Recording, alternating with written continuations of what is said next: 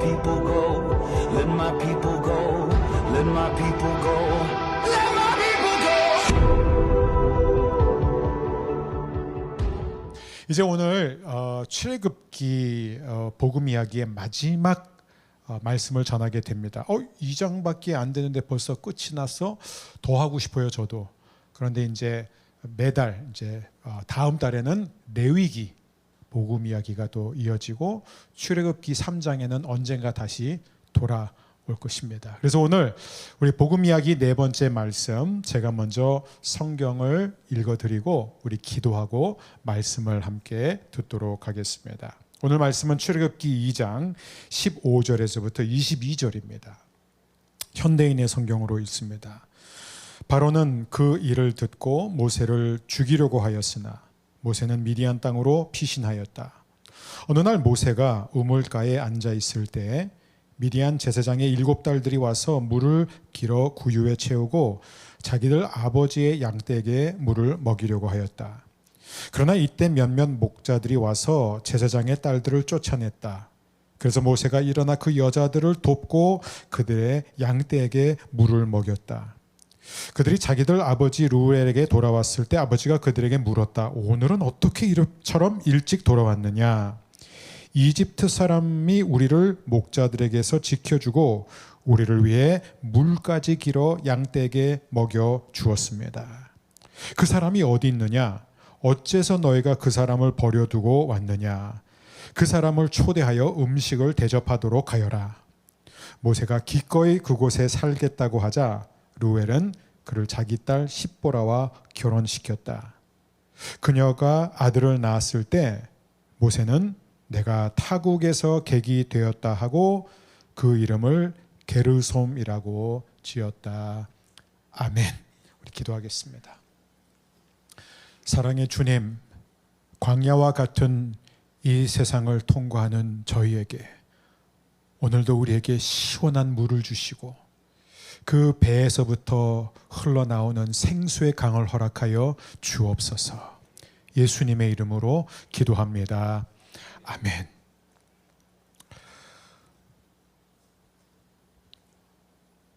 하나님은 구원하시는 하나님입니다. 성경 66권이 다 이 하나님의 구원의 이야기를 다루고 있죠. 하지만 그 66권 가운데 출애굽기는 집중적으로 하나님의 구원 이야기를 다루고 있어요. 하나님이 이스라엘 백성을 종되었던 애굽에서 어떻게 건져내 주시는지를 통해서 하나님이 오늘 죄 가운데 살고 있는 사람들을 어떻게 구원해 내시는지, 어떻게 구원의 역사를 펼치시는지를 우리에게 선명하게 보여주고 있습니다. 우리는 지난 시간 하나님께서 우리를 구원하는 그 구원의 방법에 있어서 두 가지를 배웠어요. 첫 번째는 하나님의 구원이란 무엇인가? 하나님의 구원은 우리가 하나님이 아닌 다른 것에 더 많은 가치를 두고 그것을 더 중요하게 여길 때 거기에서 우리가 겪게 되는 그 비참함에서, 그 비극에서, 그 상실감에서 우리를 건져주시는 것이 바로 하나님의 구원입니다. 인간은 다 뭔가의 의미를 두고 뭔가를 궁극적인 가치를 두면서 살아요. 즉 우리는 다 뭔가를 섬긴다는 것이죠. 그런데 그것이 하나님이 아닐 때 그것은 결국 우리에게 실망을 주고 우리를 허탈감에 빠지게 합니다. 하나님의 구원은 그러한 비참함에서 우리를 건져주시는 것이에요. 두 번째 우리가 하나님의 구원에 대해서 배운 것은 우리가 이 땅에 사는 동안에 불가피하게 많은 어려움을 겪습니다. 좌절과 낙심되는 상황을 만나죠. 때로는 우리의 교만 때문에, 우리의 어리석음 때문에, 때로는 우리가 하나님의 말씀대로 살려고 했는데 고난이 오기도 하죠. 우리가 이 땅에서 겪는 모든 어려움, 모든 고통을 통해서 하나님은 뒤에서 일하심으로 저와 여러분의 멋진 구원을 준비하시는 분이라는 것을 우리는 배웠습니다. 그게 하나님의 구원의 두 번째 특징이에요. 우리는 힘들 때가 되면은 하나님이 안 계신 것처럼, 하나님이 멀리 계신 것처럼, 하나님이 관심 없는 것처럼 생각하기 쉽지만 사실 우리가 힘들 그때, 고통스러울 그때 하나님은 가장 우리 가까이 계시며 가장 우리를 위해서 열심히 일하고 계시는 하나님입니다. 그리고 오늘 이제 마지막, 이 시리즈의 마지막 우리가 배우게 될 하나님의 구원의 세 번째는 무엇이냐면은 요즘 초등학생들, 중학생들 사이에서 좀 유행하는 표현을 쓰자면 하나님은 인싸가 아닌 아싸를 통해서 일하신다 이거예요. 인싸는 인사이더, 아싸는 아웃사이더. 하나님은 언제나 인사이더가 아닌 아웃사이더. 다시 말해서 하나님은 세상의 눈으로 볼 때 뭔가 잘 해낼 수 있을 것 같은 사람, 재능이 많은 사람, 탤런트가 많은 사람, 능력이 많은 사람, 지위가 높은 사람, 똑똑한 사람, 수단이 있는 사람을 통해서 하나님의 구원을 이루지 않는다는 것이에요. 하나님의 구원은 언제나 힘없는 자, 가난한 자, 약한 자, 소외받는 자, 배제된 자, 못생긴 자, 사랑받지 못하는 사람, 무능력한 그런 사람을 통해서 하나님이 일하시고 그런 사람들을 위해서 하나님이 일하신다. 변함없는 법칙입니다. 이게 출애굽기 1장 2장뿐만 아니라 출애굽기 전체에서 반복되는 하나님의 구원 역사의 패턴이에요. 안 바뀝니다. 아니 창세기에도 그래요. 우리가 이미 창세기에서 아브라함과 이삭과 야곱, 또 레아, 라헬, 하갈, 사레 이런 다양한 인물들을 통해서 하나님의 복음 이야기를 배우지 않았습니까?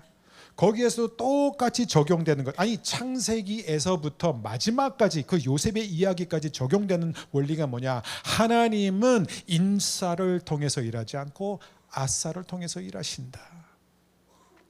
히브리 문학의 대가요, 평생 히브리 성경을 연구한 UC 버클리에서 아마 은퇴를 하신 로버트 알터 교수님은 아주 중요한 얘기를 했습니다. 창세기를 보게 되면은 당시의 모든 세계적인 어떤 문화, 세계가 갖고 있었던 문화와 상식을 전복시키는 이야기를 가득하다 이거예요. 예를 들어서 여러분 고대 사회에서는 첫째가 모든 것을 가져갔고 모든 것을 누리는 사회였어요. 근데 하나님은 첫째가 아닌 둘째를 선택한다는 거예요. 아벨과 가인도 똑같아요. 하나님은 가인을 선택하지 않고 아벨을 선택하셨습니다. 하나님 첫째였던 이스마엘을 선택하지 않고 하나님은 이삭을 선택하셨어요. 하나님은 에서를 선택하지 않고 하나님은 야곱을 선택했어요. 야곱이 더 착해서 더 나아서 아니요. 더 못됐지요. 더 간사했지요. 더 자기 중심적이었죠. 그런데도 하나님은 둘째를 통해서 일하신다는 거예요.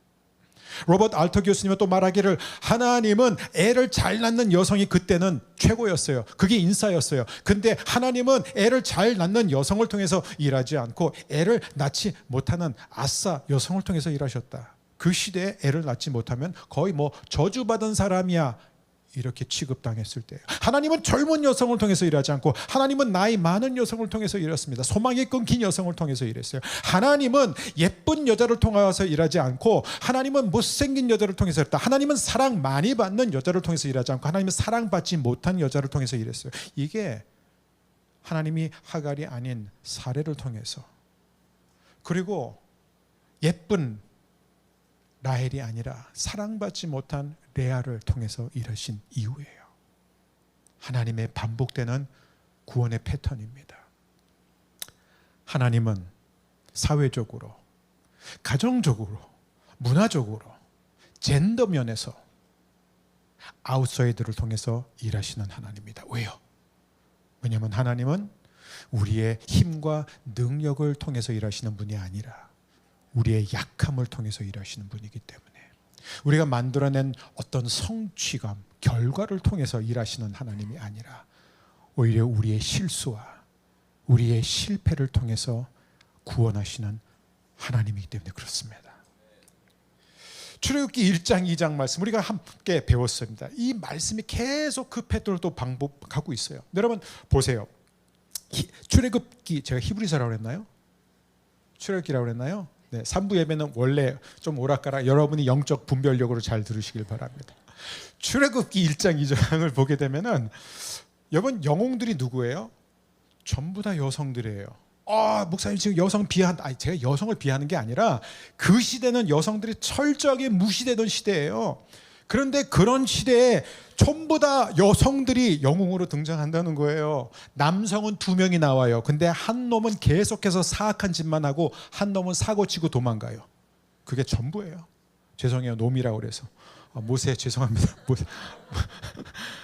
그런데 이게 이 출애굽기 1장 2장의 포인트예요. 포인트가 뭐냐면 전부 다 여성들이라는 거예요. 하나님이 쓰시는 사람들. 그러면 출애굽기 1장에서 영웅 누구예요? 영웅 누구예요?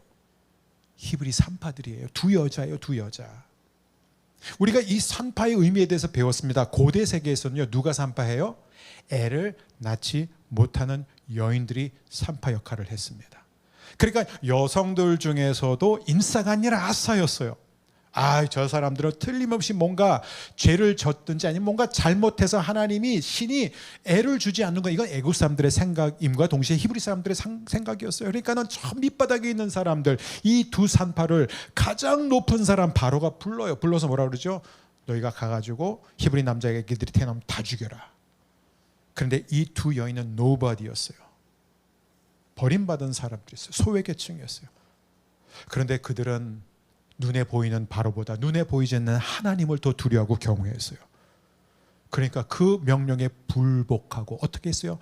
모든 남자 아기들을 살려줬습니다. 그리고 창의적으로 그 사실을 보고 있어요. 창의적으로. 그래서 하나님이 지혜를 주셔서 생명을 면하게 하셨을 뿐만 아니라 보면 하나님이 그들에게 어떤 복을 주세요? 자녀를 낳는 복을 주세요. 그러니까 이 두 여인, nobody, 정말 아무것도 할 수 없는, 가장 힘이 없고 가장 약하고 가장 소외된 그 두 여인 시브라와 부하, 성경은 그 이름까지 밝히고 있어요. 이 두 여인은 불의에 맞섰고 하나님을 두려워하여 이 땅에 정의를 실현했던 구원의 영웅들이었어요. 근데 1장만 그럴까요? 2장으로 놓으면 또 한 분의 여성이 등장해요. 모세 어머니예요. 모세의 어머니는 굉장히 용기 있는 여성이에요. 모든 히브리 남자들을 다 죽여라 했는데 애굽 병사들이 이 마을 저 마을을 다 다니고 있는데, 수색하고 있는데, 이 어머니는 결단을 내리고 용맹스럽게 맞섭니다. 이 아기를 3개월 동안 숨겨놔요. 목숨 걸고 숨겨놔요. 3개월까지는 어떻게 해볼 수 있어요. 왜냐하면 울어도 어차피 큰 소리 못 내니까 그냥 잠만 자잖아요. 근데 3개월이 지나면 아기의 울음소리가 점점 커지죠. 그러니까 더 이상 숨길 수가 없어요. 그러니까 결국 바로의 명령은 뭐냐면은 나일강에 던지라. 그래서 그 명령에 순종은 해요. 근데 창의적으로 순종해요. 그냥 던지지 않고 갈대 상자를 하나 엮어서 갈대 상자 안에 집어넣고 던져요. 그리고 하나님의 은혜와 섭리 가운데 그 갈대 상자가 어디까지 가죠? 바로의 딸에게 갑니다. 이 사람은 뭐 왕의 딸 아니냐? 아니에요. 여기서 중요한 건 뭐냐면 바로의 딸도 아웃사이더예요. 인종적 아웃사이더예요. 히브리인이 아니에요. 이방인입니다. 원수예요. 여기에서는. 역시 아웃사이더를 통해서 하나님이 이 아이를 보고 히브리 아기란 건 알면서도 불쌍히 여기고 자기 아들 삼게 한 거예요. 모두가 다 영웅이에요. 이게 바로 하나님이 일하시는 방식입니다. 그리고 그 구원의 방식의 정점을 어디서 찍냐면 오늘 읽은 본문이에요. 모세요, 모세. 여러분 보세요. 모세는 어떤 사람이에요? 대단한 사람이죠. 히브리 사람으로 태어나서 사실은 죽었어야 되는데 죽지 않았어요. 하나님의 기적적인 개입으로, 구원과 보호로 애굽 왕 바로의 궁전에서 자라나게 됩니다. 애굽의 모든 교육과 모든 학업에 정말 그걸 배우면서 군사 훈련까지 다 받아요. 그러니까 최고의 엘리트 교육을 받고 나서 막강한 힘을 갖게 됩니다. 이게 모세예요. 이 출애굽기에는 모세의 나이가 나오지 않지만 사도행전 7장을 보면은 모세가 애굽에서 도망 나왔을 때, 광야로 나갔을 때 나이가 40세였더라. 여러분 40이면요 가장 뭔가를 활동할 수 있는 그 정점을 찍었을 때예요. 뭐든지 할 수 있는 거예요. 그런 모세가 뭘 했어요? 자신의 지위와 권력과 가지고 있는 힘과 군사적인 그런 군사력을 이용해서 뭘 했어요? 싸울 수 있는 기술을 이용해서 뭘 했어요? 자기 동족을 도와줬어요. 자기 동족, 자기가 히브리 사람인 걸 알았기 때문에 히브리 사람들이 어떻게 지내는가 보려고 갔는데, 아니 이 웬 애굽 병사가 히브리 사람들을 괴롭히는 거예요. 동족을 괴롭히는 거예요. 그 불의를 보고 못 참는 거예요. 그래서 내가 뭔가를 해야 되겠다. I have to do something. 그러니까 어떻게 해요? 두리번거리고 아무도 없는 걸 보고 그 애굽인을 죽여서 장사합니다. 이게 죄예요. 살인은 무조건 죄예요. 하나님은 한 번도 모세에게 이 일을 하라고 말씀하신 적 없습니다. 모세는 아직 하나님의 부르심을 받은 적 없거든요. 왜요? 왜냐하면 모세가 이 상태로는 하나님의 부르심을 받을 수가 없어요. 하나님은 모세를 이 상태로는 쓸 수가 없다는 거예요. 왜요? 모세는 인싸였어요. 인싸였기 때문에 뭐든지 자기 힘으로 해결할 수 있다고 생각했고 스스로 실제로 자기 힘으로 동족을 구하려고 하는데 그게 바로 하나님의 뜻에서 벗어나는 거예요. 자기 힘으로 동족을 구해서 도와줘서 이게 성공하면요, 모든 영광을 누가 취해요? 모세가 취하는 거죠. 그럼 모세의 업적이 되는 거예요. 모세의 성취가 되는 거예요. 이건 하나님이 인간을 구원하는 방법이 아니라는 것입니다. 모세는 자기가 뭔가를 할 수 있다고 생각했어요. 자기는 하나님 앞에서 할 수 있는 사람이라고, I am somebody라고 생각했던 거예요. 그 결과는 뭐예요? 사고치고 사람을 죽이고 결국 이것이 탄로나자 도망가게 됩니다. 그리고 그는 광야에 가요. 근데 광야에서 얼마큼 지내냐면 사도행전 7장을 보니까 40년을 지내요. 너무 심하지 않아요? 제가 아무리 생각해도 한 5년이면 됐을 텐데 40년? 그럼 뭐야? 끝난 거 아니에요? 40세에 쫓겨나서 한창 일할 수 있는 그때 뭔가 에너지도 있고 의욕도 있고 사명감도 있고 동족을 돕고 싶고자 하는 마음도 있고 자기가 민족의 구원자 해방자라는 것도 어렴풋이 알고 있었던 것 같아요. 뭔가 하려고 했는데 아무것도 못하고 광야에 가서 40년을 지내요. 제임스 보이스라는 신약학의 권위자는 이 사건에서 이렇게 말합니다. 처음 40년은 모세가 애굽에서 자신이 뭔가를 할 수 있다는 것을 배웠다. 하지만 두 번째 40년 동안 모세는 광야에서 나는 아무것도 할 수 없다는 것을 배웠다. 그게 40년 걸려요, 여러분. 아니, 솔직히 80년 걸려요. 나는 정말 아무것도 할 수 없구나. 그거를 깨닫는데 왜 이렇게 인간은 오래 걸릴까? 그러면서 제임스 보이스 교수님이 말합니다. 결국 모세가 광야에서의 40년 동안 배운 것은 나는 아무것도 할 수 없구나를 통해서 하나님이 모든 것을 하시는구나. 그게 광야였습니다. 왜 40년? It's too long. 너무 길지 않아요? 너무한 거 아니에요? 80세 할아버지로 하나님이 무슨 일을 하실 수 있을까요? 제대로 걷기는 할까? 우리는 이런 생각할 수 있잖아요. 어떻게 이스라엘 백성에 가서 어떻게 바로와 맞서고 어떻게 애굽 병사들과 맞설 수 있냐? 이건 상식적으로 안 되거든요. 그래도 좀 힘이 있을 때, 군사력이 있을 때 사람들을 좀 모아서 막 군사훈련도 시켜가지고 쿠데타를 일으키든지 뭐라도 할 수 있는데 아무 힘이 없을 때까지 하나님이 기다리신다는 거예요. 우리는 궁금해요. 모세가 사람을 죽이고 이 사실이 알게 되자 이제 결국 바로가 뭐냐면 죽거나 살거나 생포하라가 아니라 죽이라고 명령을 내렸어요. 그러니까 모세가 도망갔잖아요. 근데 모세는 그때 어떤 신점이었을까? 무엇을 깨달았을까? 무엇을 배웠을까? 우린 궁금할 수밖에 없어요. 근데 오늘 성경은 우리에게 그 해답을 보여주고 있어요. 우물가에 앉아 있었어요. 어느 날인지는 몰라요.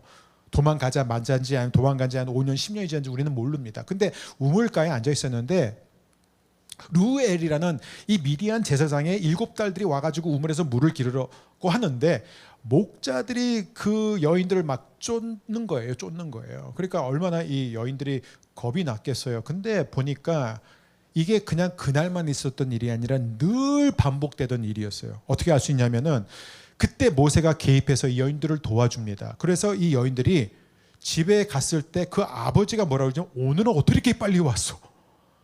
그 아버지도 예상하고 있었던 거예요. 이번에도 가서 그 목자들 때문에 힘들겠구나.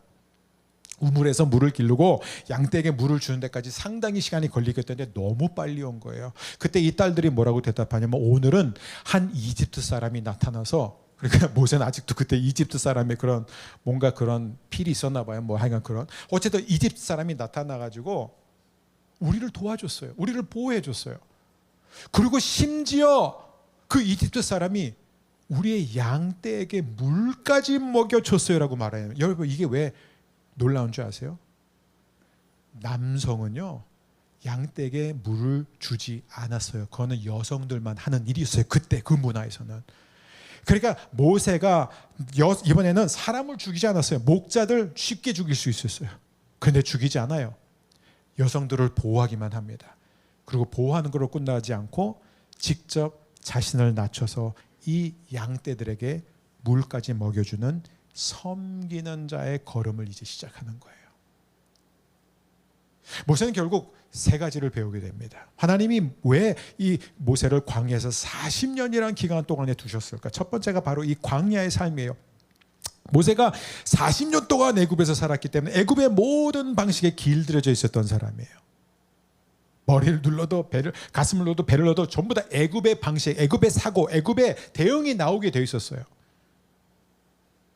그런데 이 모세가 이 광야의 삶을 통해서 결국 게르솜이라는 아들을 낳게 되자 그 아들을 뭐라고 이름을 짓죠?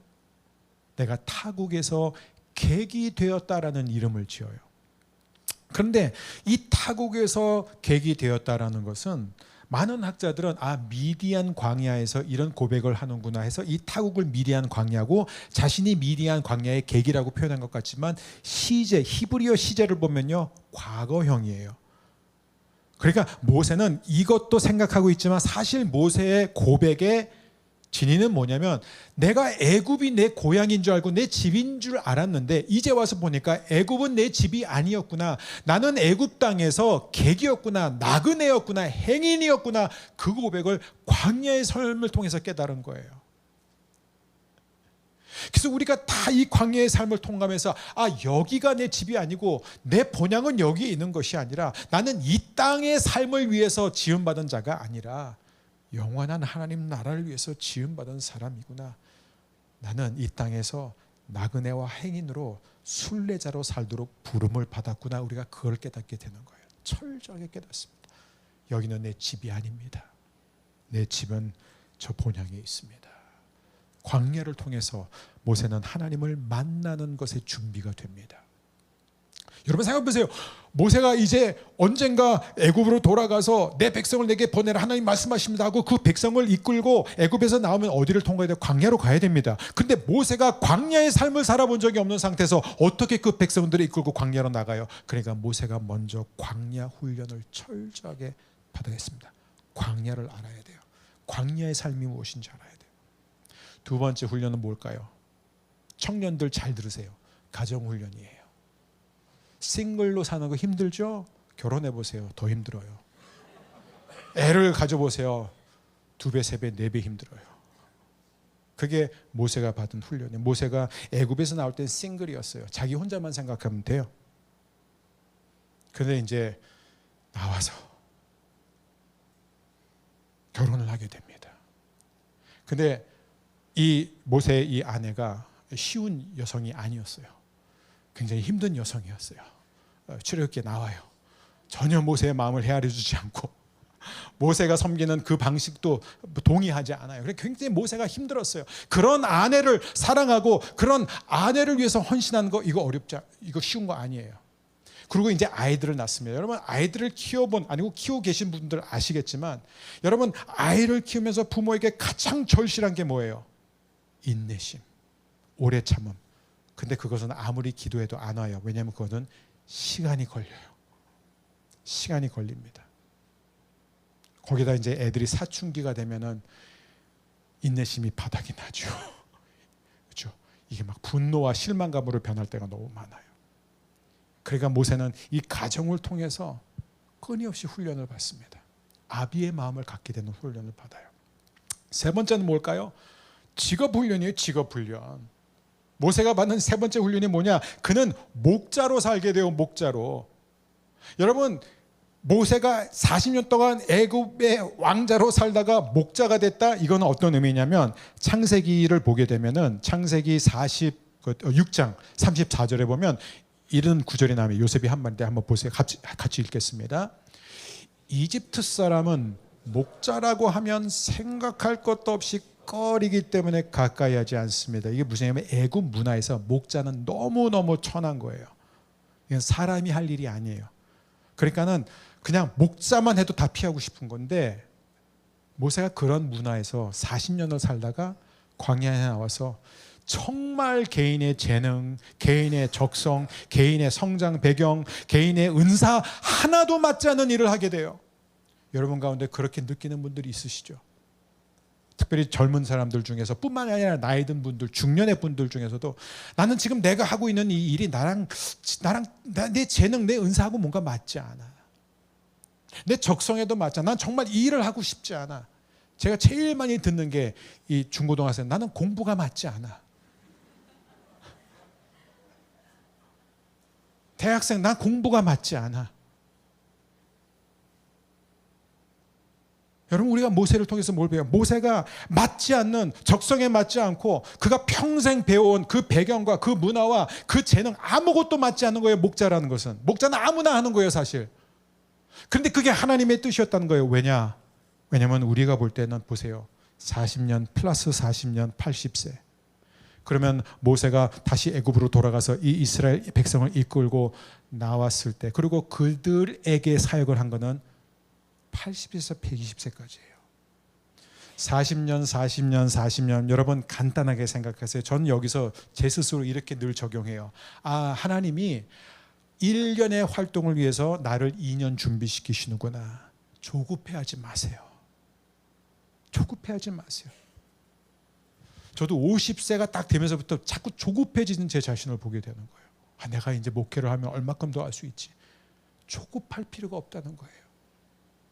하나님은 우리가 인생 가운데 겪게 되는 모든 일들, 좋은 일들뿐만 아니라 내가 받는 훈련, 내가 받는 어떤 학문, 지식 이런 것들뿐만 아니라 내가 실수하고 잘못하고 내 멍청함 때문에, 내 교만함 때문에 내가 섣불리 나섰다가 잘못했던 모든 것, 나에게 잘못해진, 가해진 모든 것들도 하나님은 하나도 땅에 떨어지지 않고 다 이용하시는, 선용하시는 분이에요.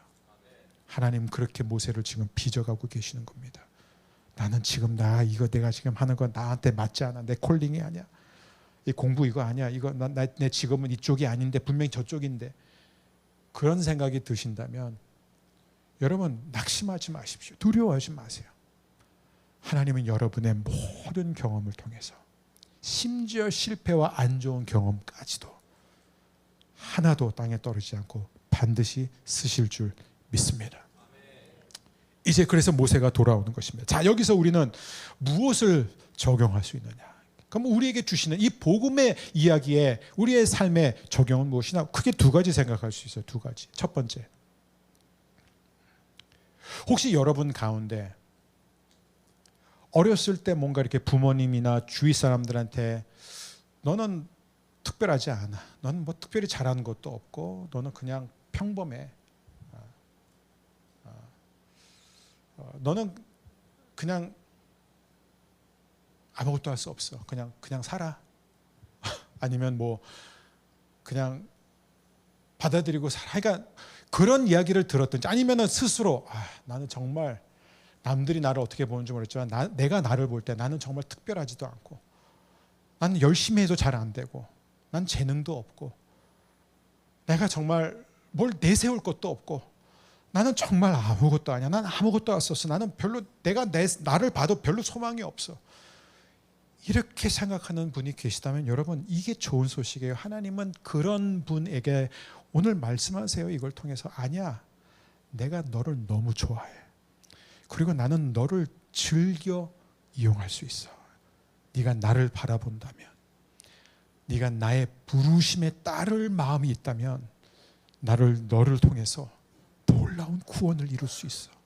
나는 너를 통해서 일할 것이고 나는 너를 위해서 일할 것이야. 하나님 그렇게 말씀하십니다.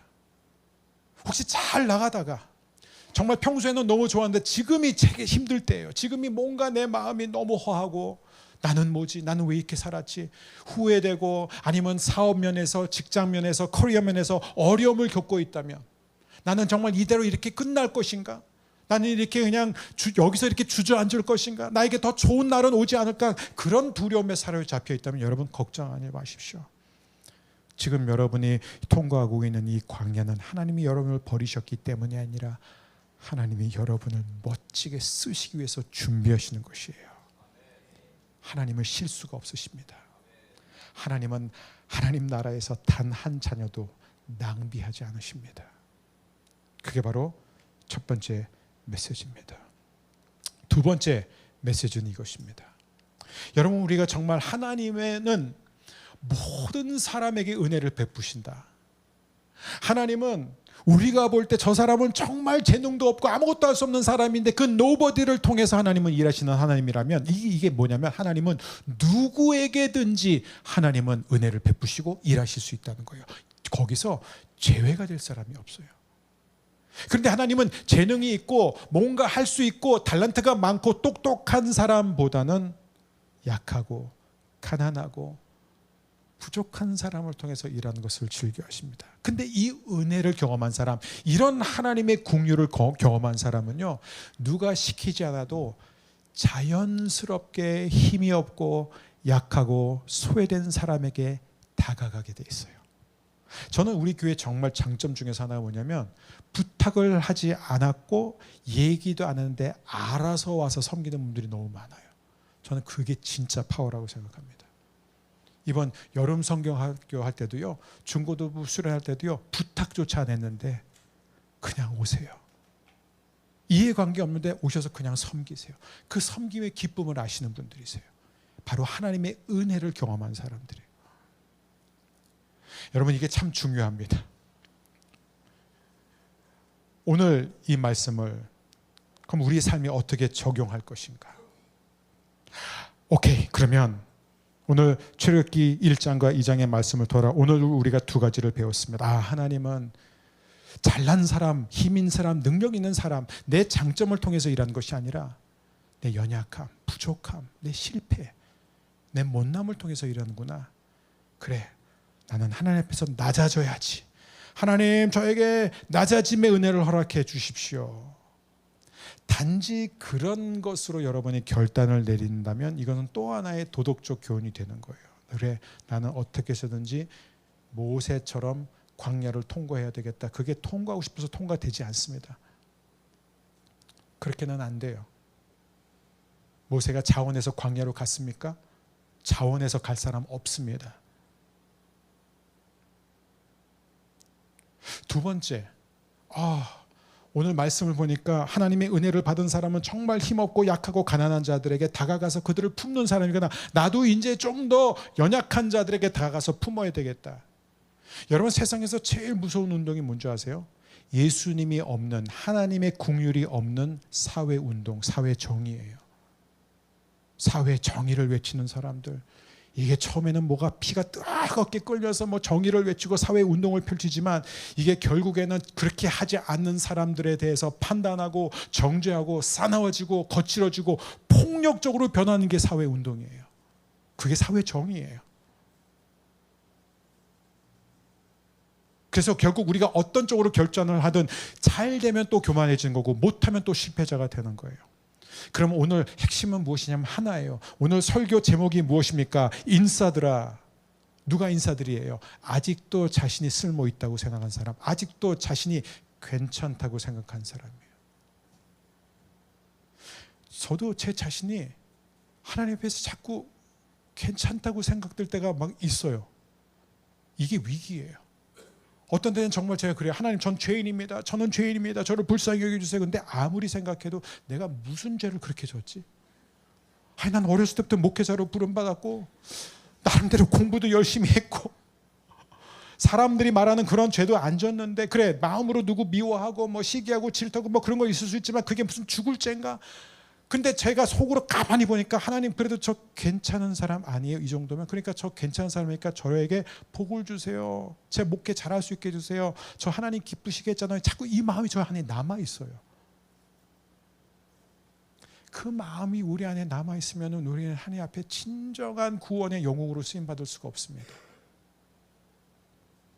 이게 하나님이 일하시는 방식이에요. 왜 하나님이 그렇게 일하냐? 오늘의 메시지 적용은 이거예요. 인싸들아, 자신이 여전히 소망이 있고 뭔가를 할 수 있고 여전히 I am somebody라고 생각하는 사람들아, 하나님이 쓰시는 사람들을 보라. 그리고 궁극적으로 하나님이 쓰신 분을 보라 이거예요. 그분이 예수님이에요.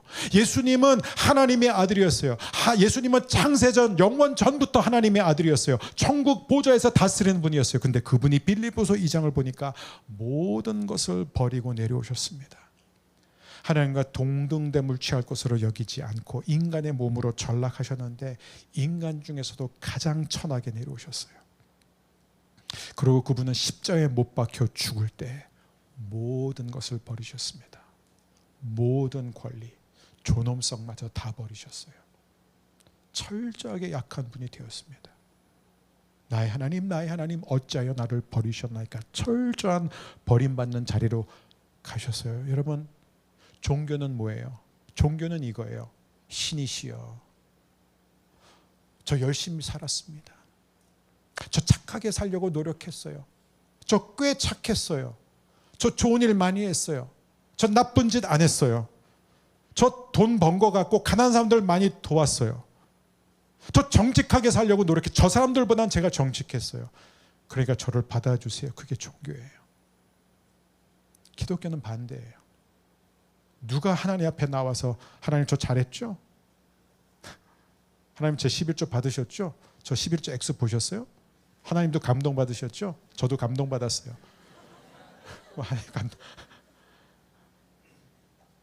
하나님, 기독교는 뭐예요? 하나님, 저는 죄인입니다.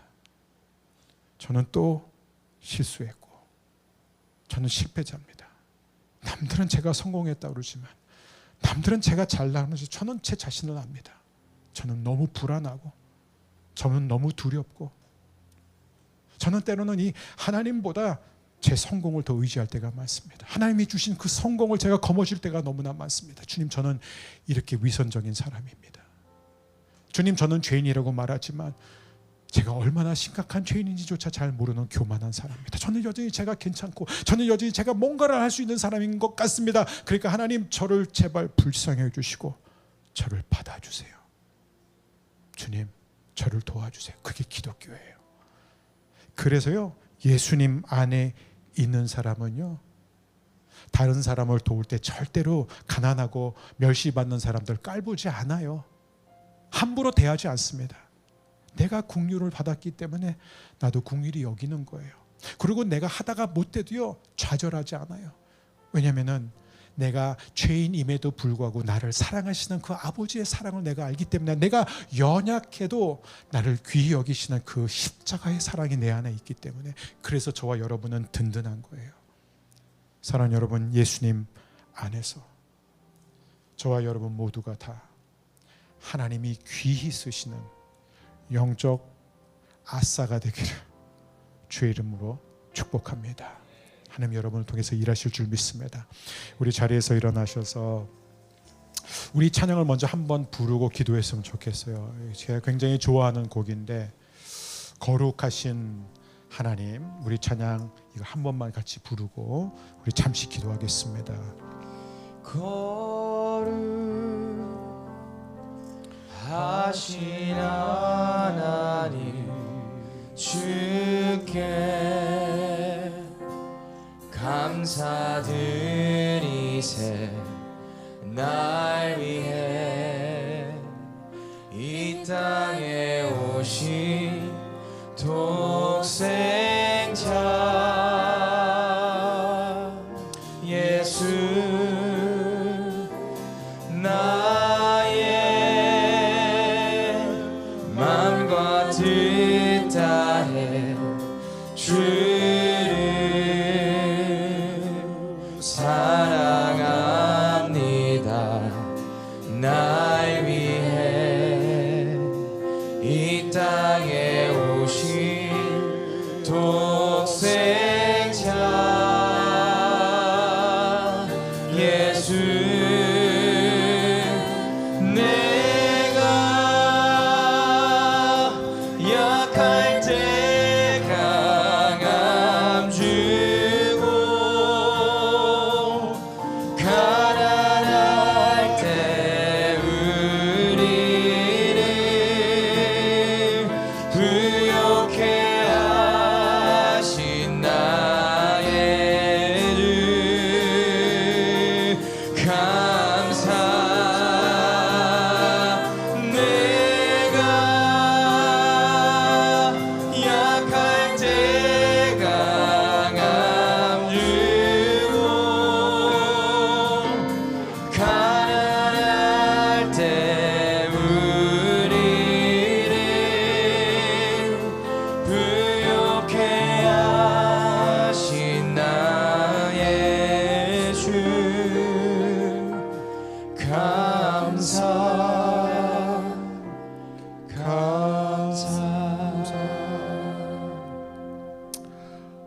이 시간에 잠깐 기도할 때 여러분 그거 아세요? 바로, 이 바로의 이름은 한 번도 등장하지 않아요. 바로가 애굽 왕의 이름은 아니에요. 애굽 왕의 이 타이틀입니다. 성경은 이 바로가 누구인지 밝히지도 않아요. 그래서 200년 동안 학자들이 이 사람이 누구냐라고 해서 지금 14명의 후보가 있어요. 아무도 몰라요. 근데 잠깐 등장했다가 사라진 시브라와 부하는 이 성경 이야기를 아는 모든 사람들이 하나님이 위대하게 쓰신 구원의 영웅이라는 것을 압니다. 저는 우리 허브의 모든 성도님들이 하나님의 영원한 생명책에 기록되었으면 좋겠습니다. 하나님 여러분 그렇게 쓰실 줄 믿습니다. 오늘 우리가 방금 부른 이 찬양 제가 부를 때마다 제가 너무나 사랑했던 우리 하 목사님, 옛날에 하 목사님이 굉장히 잘 나가실 때 사모님께서 늘 부르시던 곡이 있어요. 제가 이렇게 호텔방에 들어갔는데 이 곡을 계속 부르시는 거예요. 이 곡을, 방금 부른 곡을. 근데 가사를 바꾸셨어요. 내가 강할 때 약함 주시는, 내가 부요할 때 가난케 하시는 주님을 찬양합니다. 여러분 이런 주님 찬양할 수 있으세요? 오늘 우리의 기도가 그런 기도가 되었으면 좋겠습니다. 하나님, 내 마음이 너무 부유합니다. 저는 너무 강합니다. 저에게 광야의 은혜를 허락하여 주옵소서. 그리고 여러분 가운데 지금 눈물 흘리는 분, 고통당하는 분, 저 밑바닥에서 헤매는 분이 계시다면 주님 저는 약합니다. 저에게 강함을 주시고 하나님의 부요함을 허락하여 주옵소서. 여러분이 어떤 상황이든지 주님은 여러분을 만져주실 것입니다. 우리 찬양팀에서 이 찬양을 할 때 여러분 짧지만 하나님 앞에 이 기도를 이 시간에 함께 올려드리기를 원합니다. 기도하겠습니다.